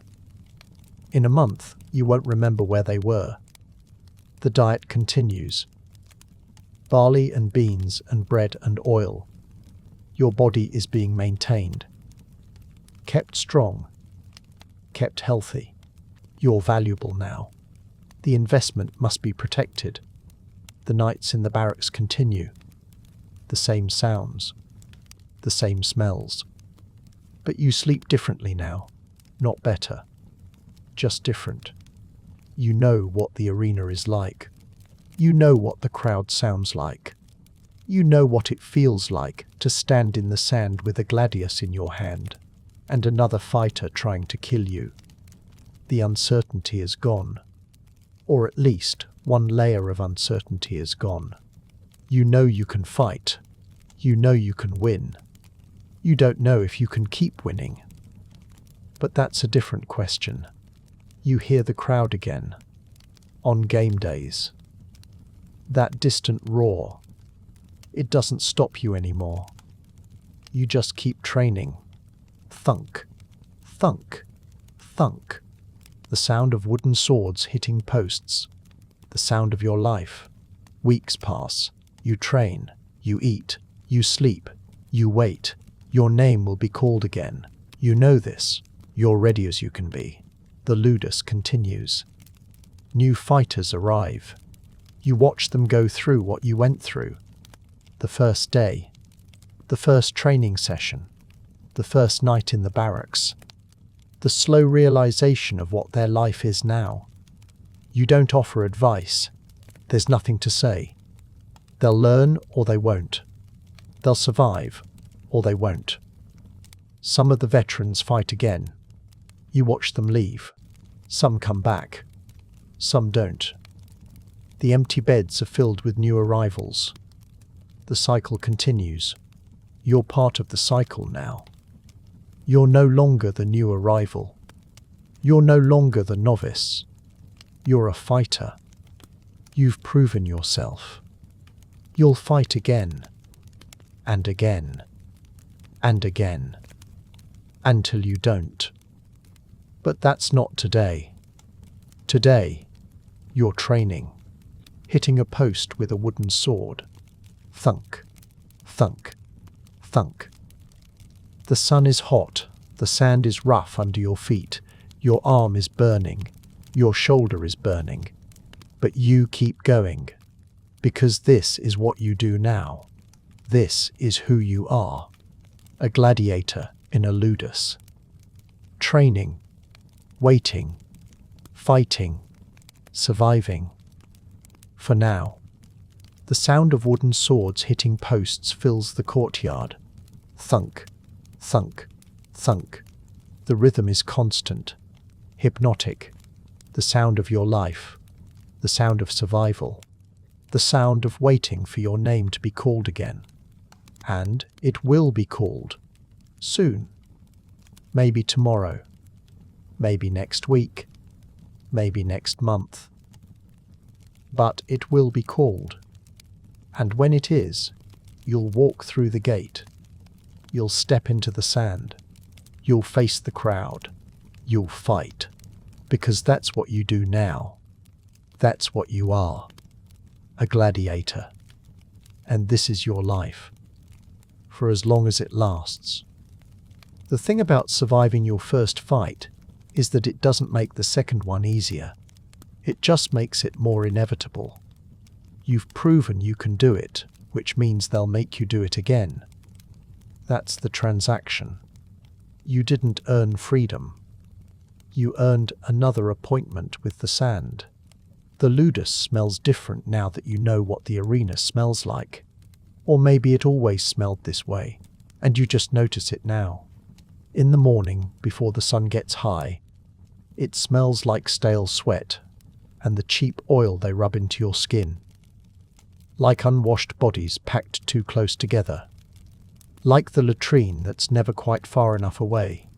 By midday, when the training is in full swing, it smells like hot sand and leather, and the particular sourness of men pushing their bodies past comfort. By evening, it smells like whatever they're cooking.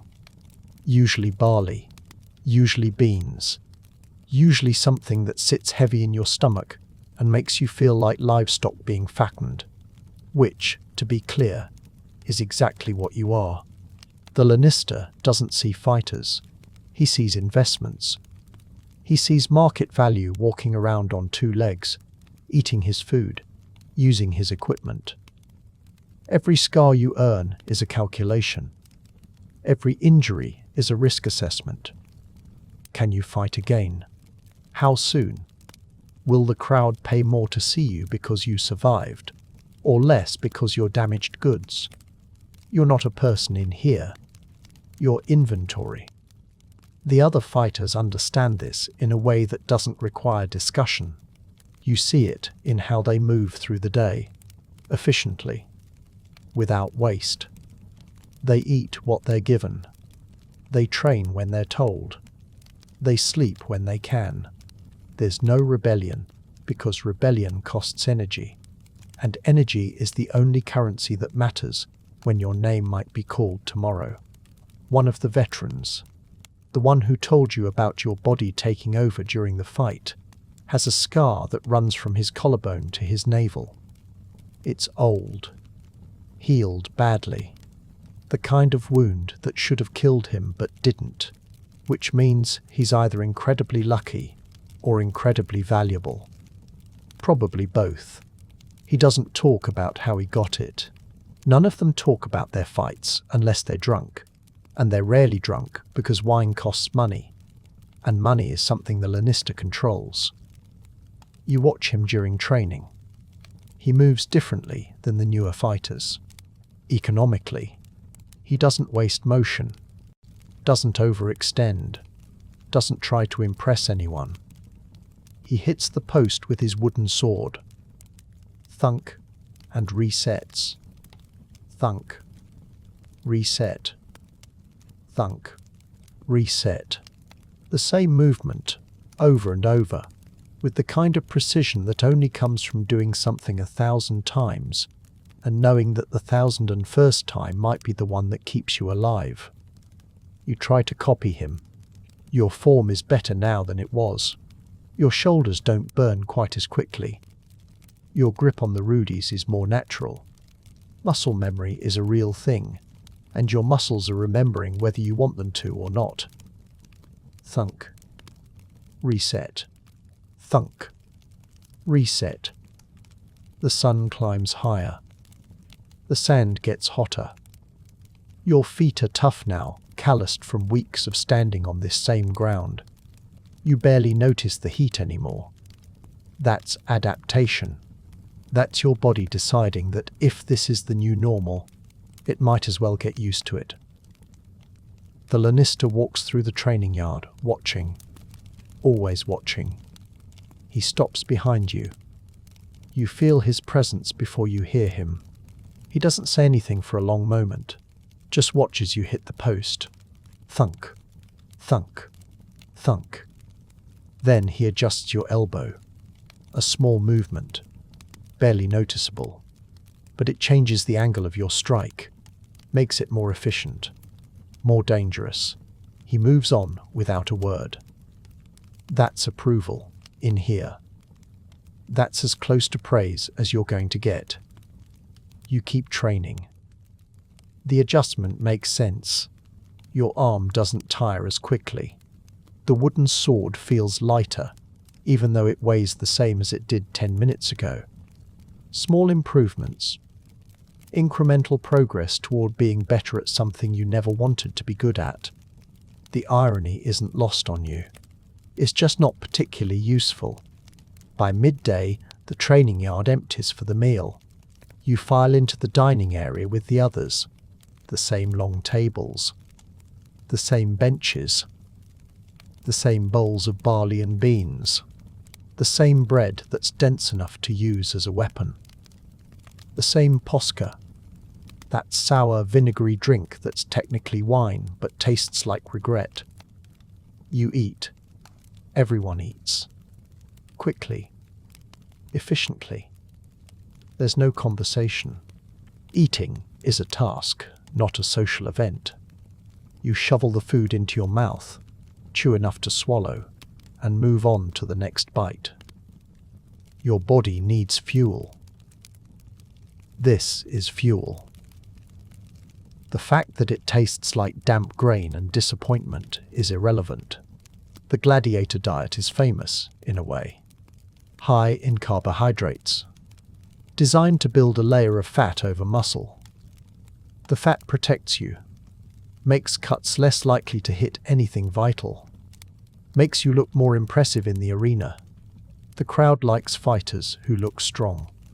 Bulky. Powerful. They don't know that half of what they're seeing is strategic padding. You're being sculpted, shaped, turned into a product that will sell tickets. The oil they give you is expensive. You know this because the Lannister mentions it. Frequently. Olive oil rubbed into your skin after training. It's supposed to keep you supple. Keep your skin from cracking. Make you glisten in the sun when you step into the arena. The crowd likes that too. The spectacle of it. The shine. You smell like oil most of the time now. It's in your hair. On your skin. Soaked into the rough tunic you wear. At night, lying on your narrow bed in the barracks, you can smell it on yourself and on everyone around you. It's not unpleasant exactly. Just constant. Another layer of the ludus that you can't escape. The barracks at night are their own kind of torture. Not because of violence or cruelty, but because of proximity. There are too many of you in too small a space. The beds are close enough that you can hear the man next to you breathing. Hear him shift in his sleep. Hear him wake up, gasping from whatever dream he was having. Some of the men snore. Some of them cough deep, wet coughs that suggest things growing in their lungs that shouldn't be there. Some of them cry, quietly, in the dark, trying not to be heard. Failing. You don't cry, you're not sure why. Maybe you're too tired, maybe you've moved past it into some other state that doesn't have a name. Acceptance isn't the right word. Resignation is closer. You're here. This is happening. Crying won't change it. So you lie there, staring at the ceiling, listening to the sounds of men who are trying to sleep and mostly failing. The air is thick, stale. Too many bodies in too small a space, breathing the same air over and over. Sometimes you hear the guards walking past. Their footsteps are distinctive. Heavier than the fighters, more confident. They're not the ones who have to step into the arena. They're just here to make sure you don't leave. Not that you could. The ludus is locked at night, gated, guarded. Your property, and property doesn't get to wander off. You close your eyes. Try to find sleep. Sometimes it comes, sometimes it doesn't. Either way, morning arrives whether you're ready for it or not. The days blur together. Training, eating, sleeping, repeat. There's a rhythm to it that's almost comforting in its predictability. You know what's expected. You know what comes next. The uncertainty isn't in the daily routine. It's in the question of when your name will be called again. Because it will be called. That's the only certainty. The Lannister announces upcoming games the way a merchant announces inventory. Matter of fact. Transactional. There are games in 3 weeks. Games in a month. Games for a senator's birthday. Games for a religious festival. Games because someone important died, and the family wants to honor them with blood. Your name might be on the list, or it might not. You won't know until closer to the date, until the Lannister decides which fighters are ready, which ones are healed, which ones the crowd wants to see.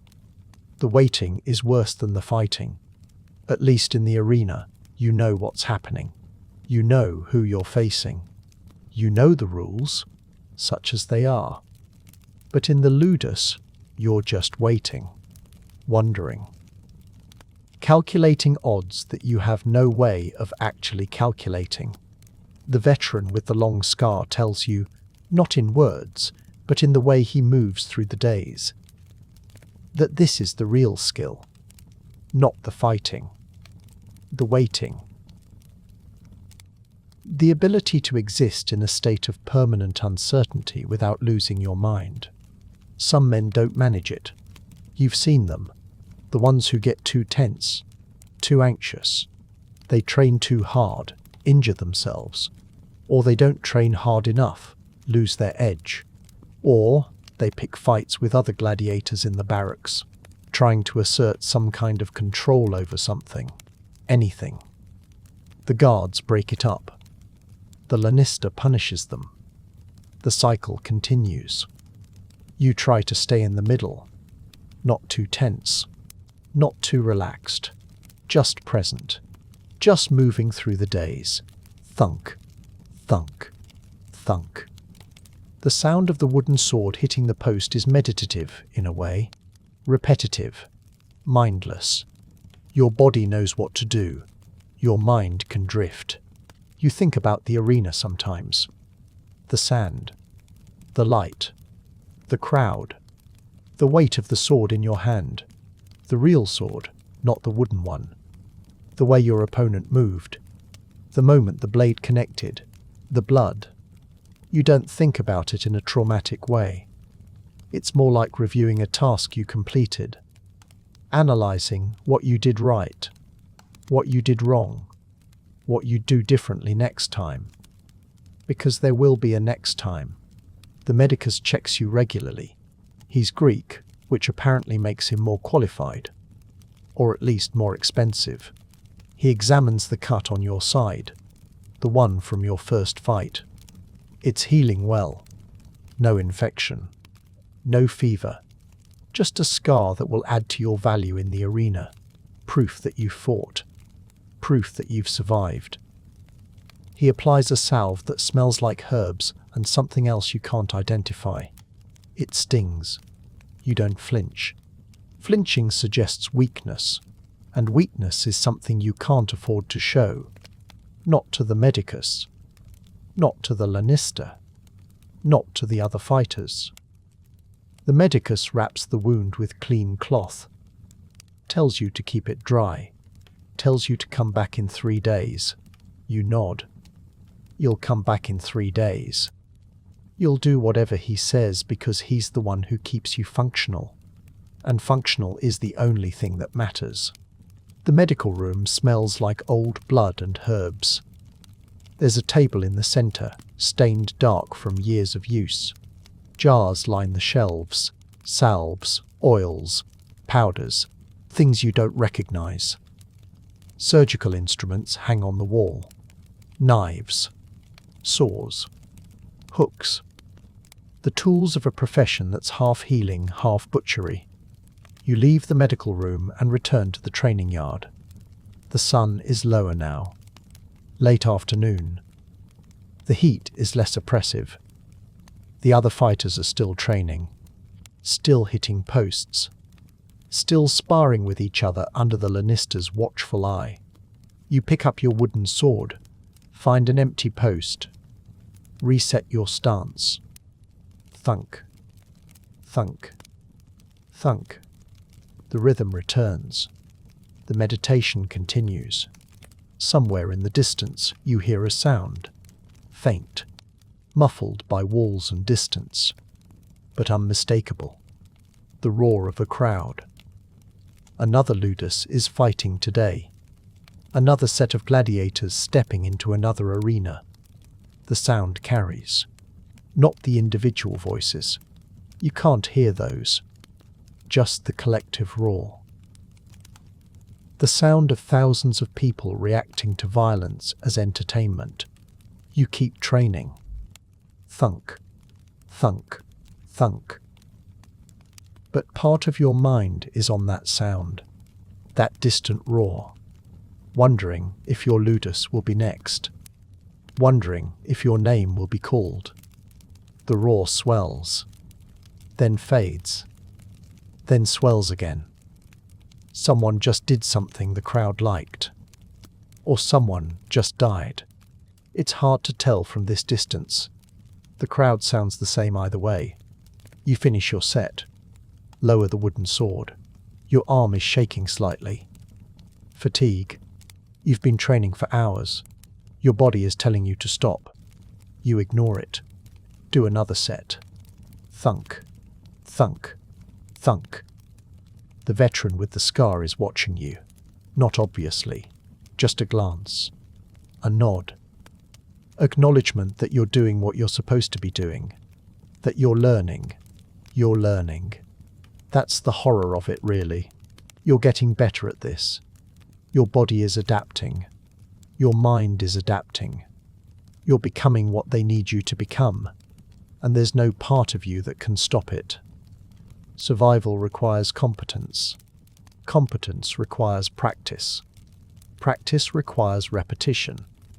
And repetition is all you have. The days continue, one after another. Indistinguishable except for small variations. The weather changes. Sometimes it rains, and the training yard turns to mud. You train anyway. Mud is just another variable. Another thing to adapt to. Sometimes it's cold. Well, cold for Rome, which isn't very cold. But enough that you notice it in the early mornings. You train anyway. The meals are always the same. Barley, beans, bread, posca, oil. Your body is changing. You can feel it. More muscle, more fat. The strategic padding they're building on you. You're heavier than you were when you arrived. Stronger, more durable, more valuable. The Lannister is pleased. You can tell by the way he looks at you during inspections, the way he nods. You're a good investment. You're earning back what he paid for you. Soon you'll be profitable. That's the goal after all.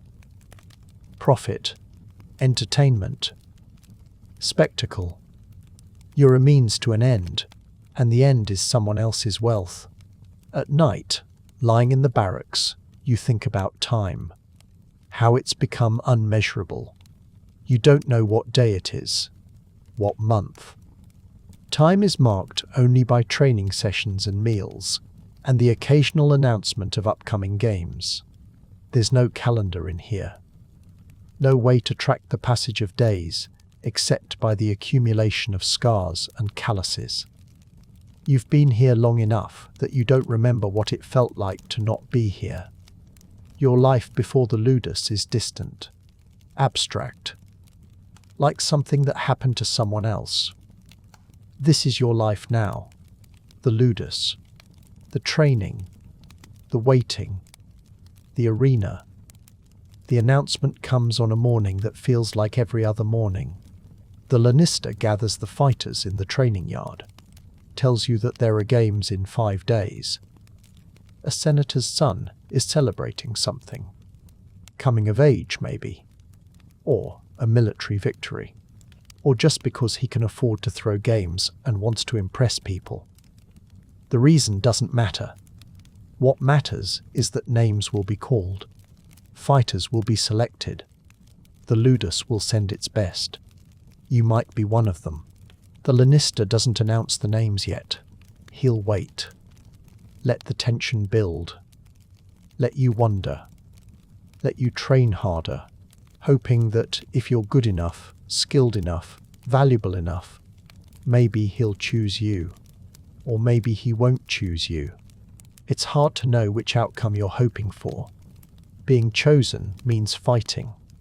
Fighting means risk. Risk means possible death. Not being chosen means waiting longer. Waiting means more days of uncertainty. More nights of lying awake, wondering when your turn will come. There's no good option. There's just the option you get. You train harder over the next 5 days. Everyone does. The training yard is more intense, more focused. The lanista watches everything, takes notes, evaluates. You hit the post until your arm goes numb. Thunk, thunk, thunk. You spar with other fighters, and the sparring is more aggressive now. Everyone is trying to prove something, trying to show they're ready, or trying to show they're not ready, depending on what they're hoping for. The veteran with the scar trains the same way he always does. Economically. Precisely. He's been through this before. Many times. He knows that the lanista's decision isn't based on how hard you train in the days before the games. It's based on calculations you're not privy to. Market value. Crowd appeal. Recovery time from previous fights. You're not in control of this. You never were. 5 days pass. The morning of the games arrives. The lanista gathers the fighters again. This time, he has a list. He reads names. Yours is one of them. There's no surprise. No shock. Just a quiet acknowledgement that this is happening. Again. You're fighting today. The preparation is the same as last time.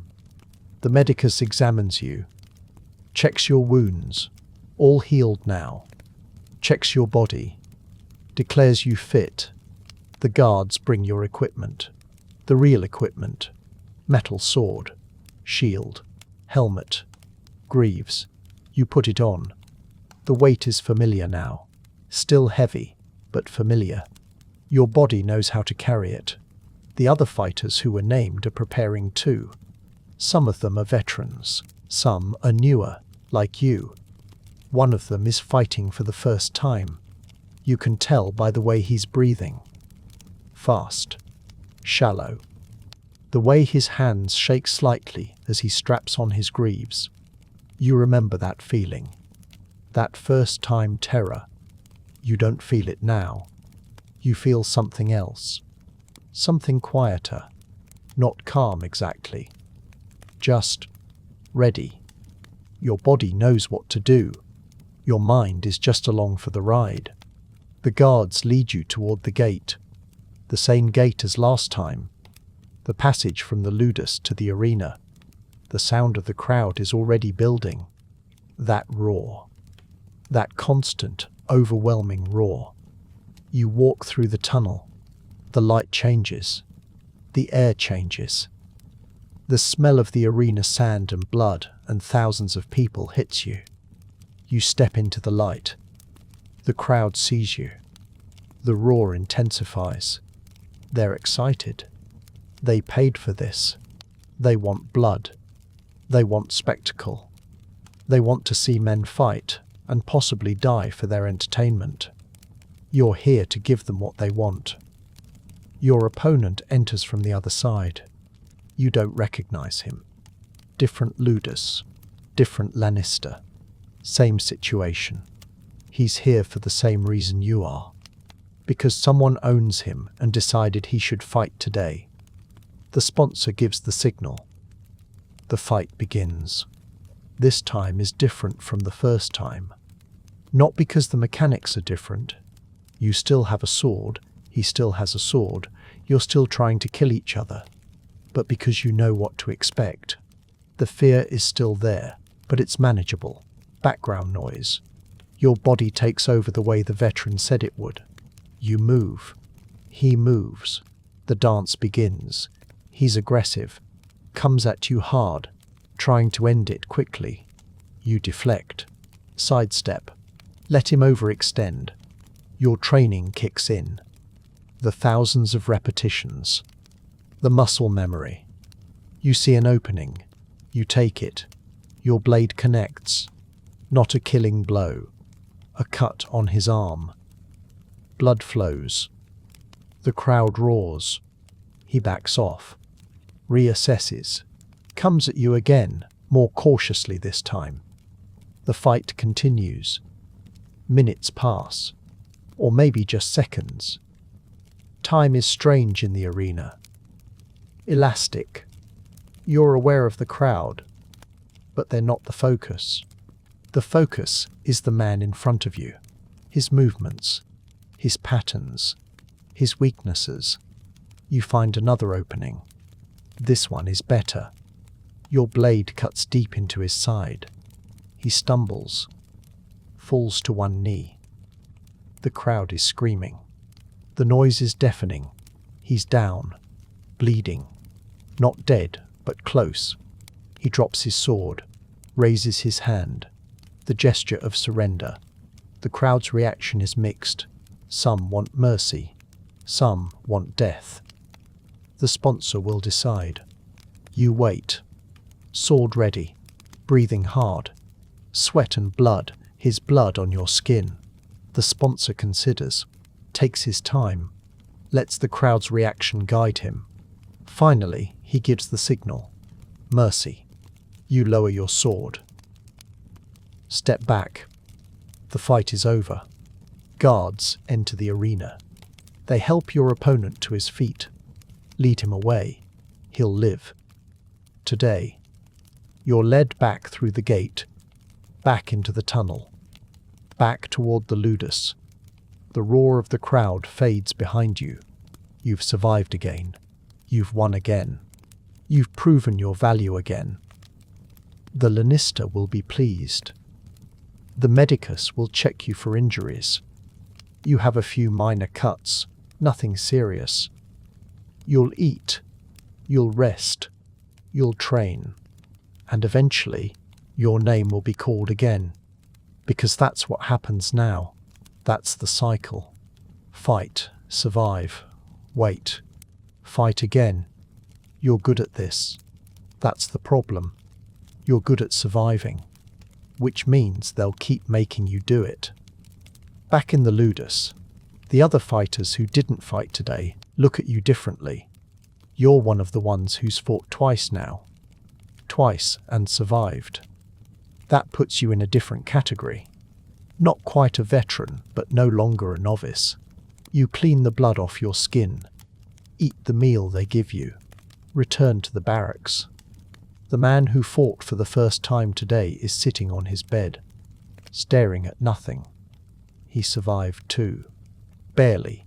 He has a wound on his leg that the medicus stitched up. He'll recover. Physically. Mentally is a different question. You don't talk to him. There's nothing to say. He'll either adapt, or he won't. That's not your problem. You lie down on your bed. Close your eyes. Try to find sleep. The sounds of the barracks surround you. Breathing. Coughing.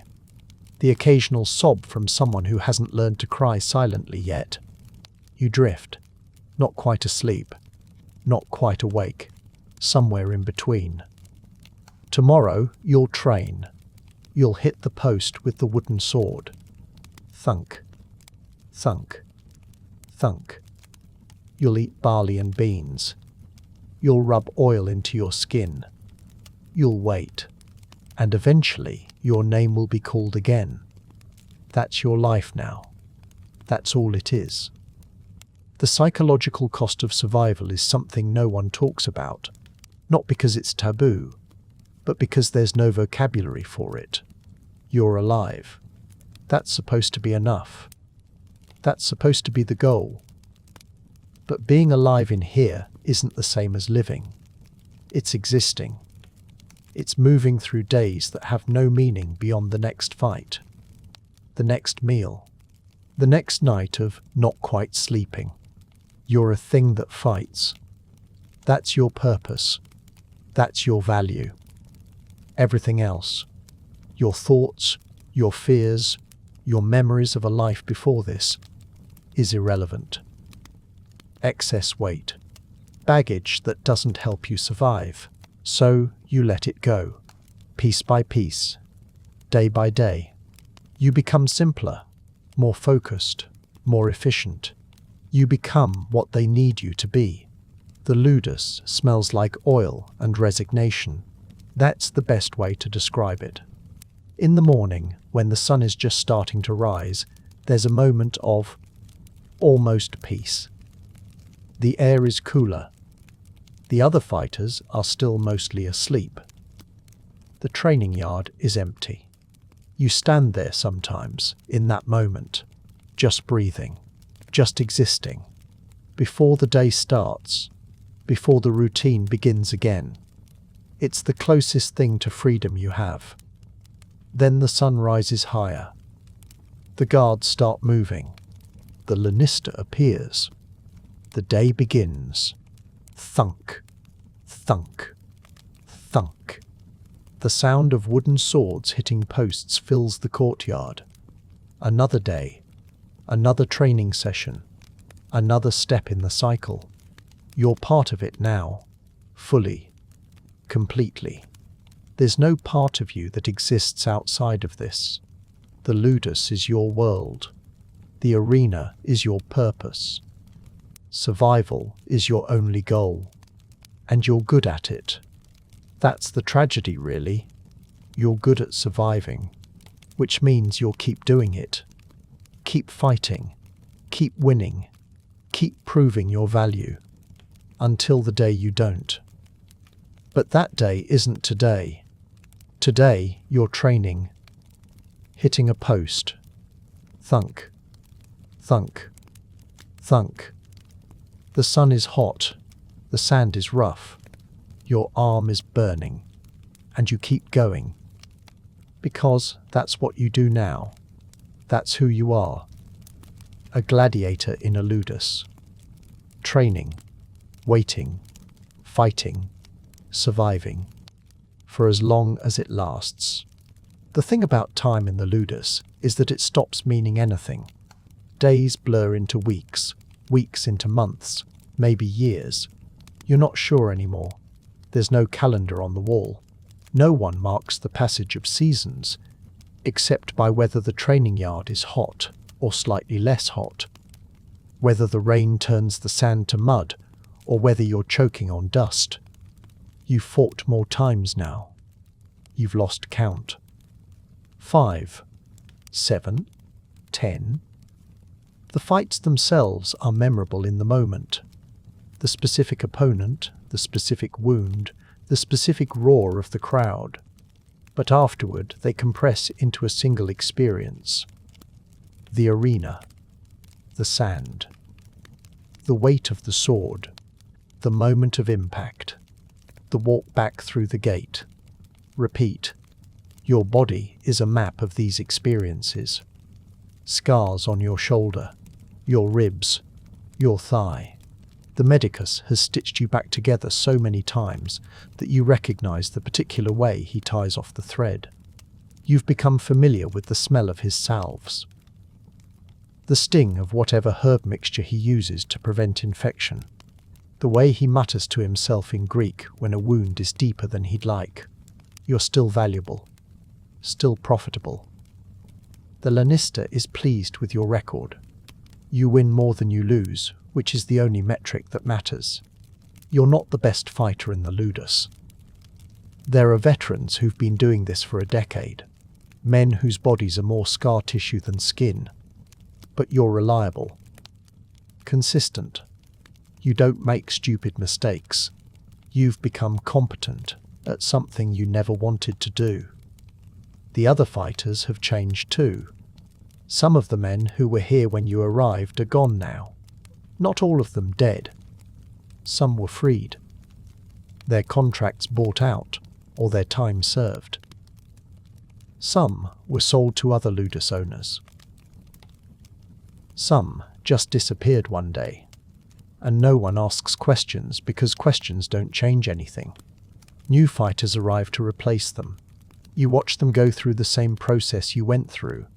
The shock, the adjustment, the slow acceptance. Some of them don't make it past their first fight. Some make it past 3 or 4, and then don't come back. The turnover is constant. The Ludus is always full, but the faces keep changing. Except for the veterans. They're permanent fixtures. Men who've been fighting so long that they've transcended the normal calculations of survival. They're not lucky. Luck runs out. There's something else. Skilled enough and valuable enough that the Lannister protects them, matches them carefully, doesn't throw them into fights they can't win. The veteran with the long scar. The one who told you about your body taking over is still here. Still training with the same economical precision.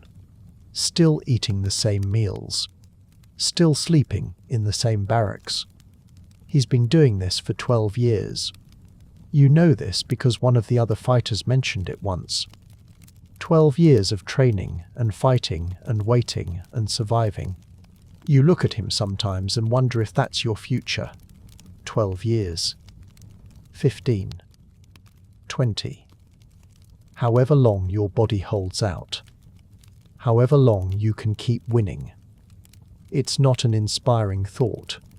The Ludus has rhythms you've internalized completely now.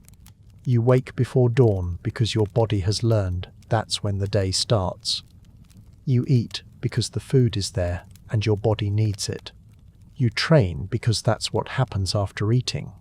You rest because the Lannister tells you to. You sleep because eventually exhaustion wins. There's no decision-making involved anymore. No choices. You're a thing that moves through a predetermined pattern, and the pattern is all there is. The meals are still the same. Barley, beans, bread. The oil they give you to build that protective layer of fat. The posca that tastes like vinegar and regret. Your body has changed shape over the months.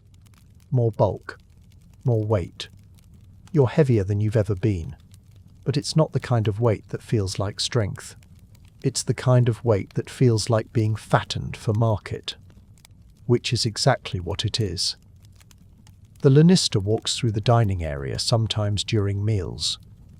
Evaluating. Assessing. Looking at his investments and calculating their current value. You're worth more now than when he bought you. Your record proves it. But you're also accumulating damage. The scars. The old injuries that don't quite heal right. The knee that clicks when you pivot. The shoulder that aches when it rains. You're depreciating and appreciating at the same time. It's a race to see which happens faster. The training continues. Always the training. Thunk. Thunk. Thunk. The sound of wooden swords against posts is the soundtrack of your life. You could do it in your sleep. Sometimes you think you do. You wake up and your arm is sore. and you're not sure if you actually rested or if you just kept training in your dreams.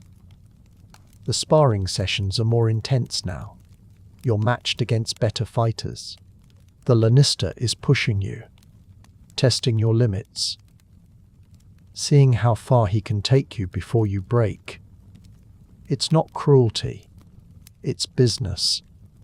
He needs to know what you're capable of, needs to know how to market you, which fights to accept, which opponents to avoid. You're a product being refined. One of the newer fighters, a kid, really, maybe 18, doesn't make it past his second fight. He comes back through the gate on a stretcher. The medicus works on him for an hour. You can hear it from the barracks. The sounds of someone dying slowly. The medicus trying things that don't work. The kid's breathing getting worse. Then silence. The body is removed. The stretcher is cleaned. The next day, there's a new fighter in the kid's bed.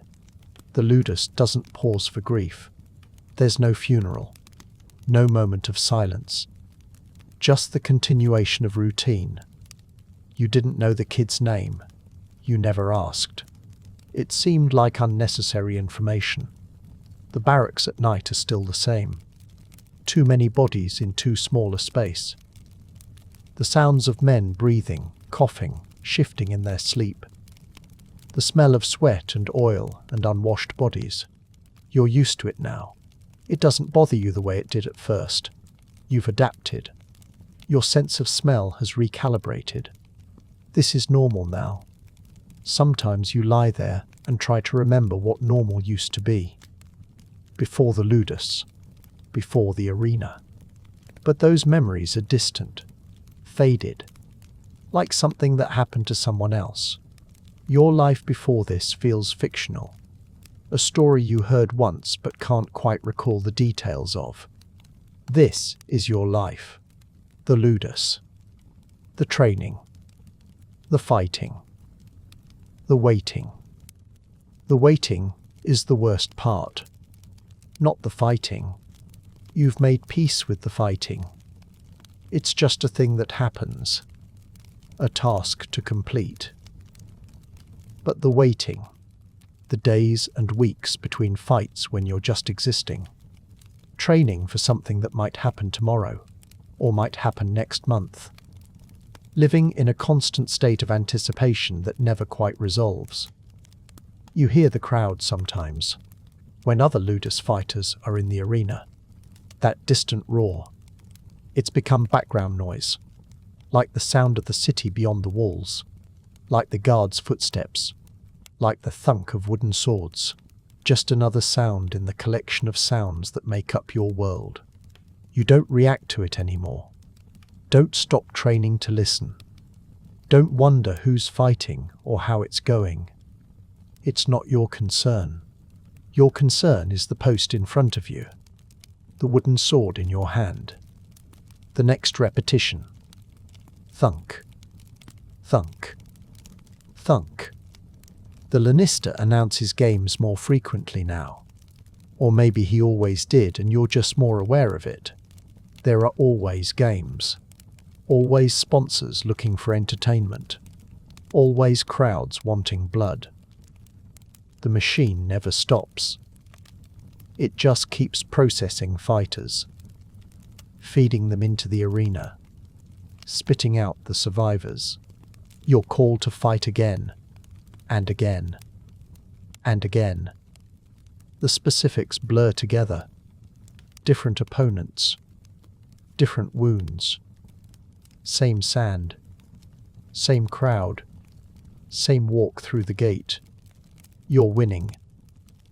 That's what matters. You're surviving. You're profitable. The medicus stitches you up after each fight. Applies his salves. Wraps your wounds. Tells you to rest. You rest for a day. Maybe two. Then you're back in the training yard. Back to the routine. The Lannister doesn't let you rest too long. Rest is expensive. Rest is time you're not improving, not maintaining your edge, You're a tool that needs to stay sharp. One of the veterans, not the one with the long scar, a different one, doesn't come back from a fight. He was good, experienced, careful. But careful doesn't matter when your opponent gets lucky, or when you get unlucky, or when the sponsor decides he wants to see someone die that day and gives the signal regardless of how the fight went. The veteran's bed is empty that night. The next morning, there's someone new in it. The ludus continues. You're starting to understand something about survival. It's not about being the best. It's not about being the strongest or the fastest or the most skilled. It's about being good enough, consistently enough, for long enough. It's about not making mistakes, not getting unlucky, not being in the wrong fight on the wrong day when the sponsor is in a bad mood. It's about statistics, probability. The longer you do this, the more chances you have to die. Every fight is a roll of the dice. You can be skilled. You can be prepared. You can do everything right. And still, one mistake, one slip in the sand, one moment of bad timing, and you're done. The veterans understand this. You see it in how they move, how they train. They're not trying to be heroes. They're not trying to impress anyone. They're just trying to minimize risk, to stay competent, to avoid the mistakes that get you killed. You're learning to think the same way. The crowd doesn't matter. Their cheers, their jeers, their bloodlust. It's all just noise. What matters is the opponent in front of you, the sand under your feet, the weight of the sword in your hand, the distance between you and the gate. Everything else is irrelevant. You've stopped thinking about freedom. It's not that you've accepted slavery. Acceptance implies a choice, and you don't have choices. You've just stopped thinking about alternatives. This is your reality. The ludus, the arena, the cycle. Thinking about anything else is a waste of energy, and energy is too valuable to waste. The oil they rub into your skin has soaked into you so deeply that you're not sure you could wash it off if you tried. You smell like it constantly. It's in your hair, on your clothes, in your bedding. You are oil and sweat and sand and scar tissue. That's what you're made of now. The meals continue, the same meals, every day. Barley, beans, bread, posca. Your body processes it, converts it to muscle and fat, maintains the machine. You don't taste it anymore. Don't think about it. It's just fuel going in, keeping you functional. The training continues. Thunk, thunk, thunk. Your arm doesn't burn anymore, doesn't get tired the way it used to. You can hit the post for hours. Your body has adapted, become efficient, learned to conserve energy, learned to move without thinking. You're a weapon that maintains itself. The nights are long, longer than they used to be. Or maybe they're the same length, and you're just more aware of them. You lie in the barracks, listening to the sounds of other men sleeping or not sleeping, and you think about nothing. Not the past, not the future. Just the present moment. The feeling of the rough blanket. The sound of breathing. The smell of bodies. This moment. And then the next moment. And then the next. That's all there is. Time passes. You're not sure how much. Enough that you're not new anymore. Enough that the newer fighters look at you the way you used to look at the veterans. With a kind of wary respect. You've survived. You're still here. That means something in the ludus. Not much. But something. Your body is different now. Harder. More scarred. The medicus knows your wounds by heart, knows which ones healed well and which ones didn't, knows where you're weak, where you're strong. He treats you with the familiarity of someone who's been maintaining the same piece of equipment for a long time. You're a regular customer. The Lannister is pleased with you. You can tell by the way he nods when he watches you train, by the way he matches you against opponents he thinks you can beat. He's protecting his investment, maximizing your value. You're profitable, and profitable fighters get treated slightly better than unprofitable ones. Slightly. You still sleep in the same barracks, still eat the same food, still train in the same yard. But you're given better equipment now, better medical care. The Lannister doesn't want to lose you to something preventable, doesn't want his investment to depreciate faster than necessary. You're valuable property. The arena has become routine, not comfortable. It's never comfortable, but routine. You know what to expect. You know how to prepare. You know how to walk through the gate without your hands shaking. How to stand in the sand without your knees going weak. How to wait for the signal without your mind spiraling into panic. You've done this enough times that your body knows the pattern, knows what comes next. The fear is still there, but it's manageable. Background noise. Like the crowd. Like the smell of blood. Like the weight of the sword. Just another part of the experience. You win more fights. Lose a few. The losses are close enough that the crowd grants mercy. The sponsor agrees. You survive. You're stitched up. You return to the ludus. You train. You wait. You fight again. The cycle continues. One day, you're not sure when, time has lost all meaning. You realize you've been in the ludus longer than you were free. More of your life has been spent here than anywhere else. This is who you are now, not who you were before. That person is gone, replaced by this, a fighter, a gladiator, a thing that trains and fights and survives, for as long as it lasts. The veteran with the long scar is still here, still training, still surviving. You're starting to understand how he's done it. It's not luck. It's not skill, exactly. It's something else. A kind of numbness. A disconnection from the stakes. He doesn't fight like someone who's afraid of dying. He fights like someone who's already dead and just hasn't stopped moving yet. You're starting to feel the same way. The ludus smells like it always smells.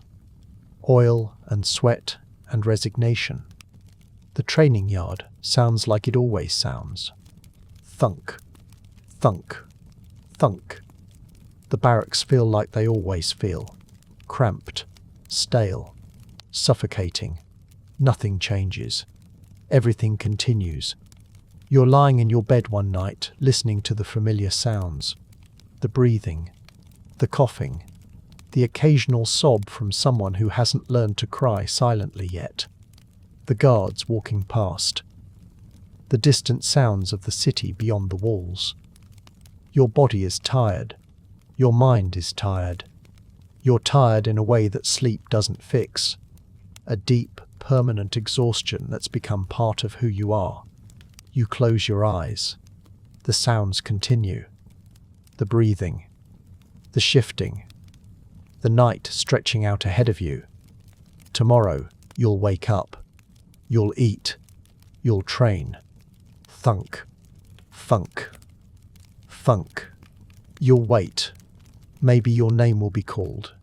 Maybe it won't. Either way, the day will happen. And then the next day. And then the next.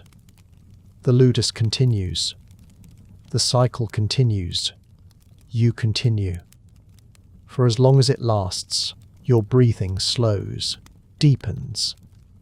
The sounds of the barracks fade slightly. Not gone, just distant. Background noise. Like everything else, you drift, not quite asleep, not quite awake. Somewhere in between, where the training yard and the barracks and the arena all blur together into one continuous experience. One long moment that never quite ends. Thunk, thunk, thunk.